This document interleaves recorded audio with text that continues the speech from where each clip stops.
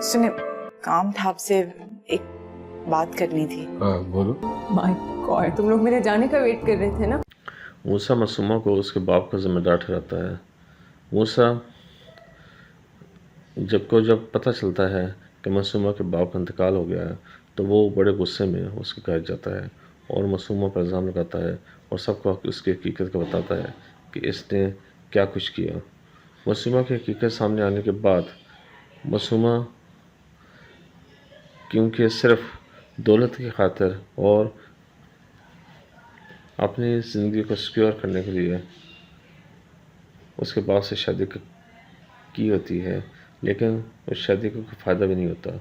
उसके बाप ने उसे कौन सा फ़ायदा दिया होता है। उसके बाप ने उसे छोड़ दिया होता है और वो अकेली दर बदर की ठोकरें खा रही होती है। अब बाप की मौत के बाद अब उसके लिए और ज़्यादा मुश्किल हो जाती है, क्योंकि अब वो अकेली रह जाती है। सब उसकी हकीकत को जान चुके होते हैं। हकीकत जानने के बाद लोग उससे मुंह फेर देते हैं। अब उसकी समझ में नहीं आ रहा था क्या करे, लेकिन वो एक तरह से बेकसूर भी होती है।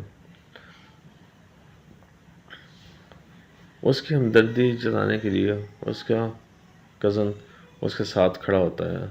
वो उसे तसल्लियाँ देता है। वो उसे कहता है कि जो कुछ भी हो, शायद दुनिया तुम्हारे ख़िलाफ़ हो जाए, लेकिन मैं तुम्हारे साथ रहूँगा। तुम परेशान ना हो।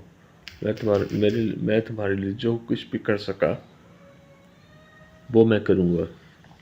ये सुनकर मासूमा को तसल्ली होती है और वो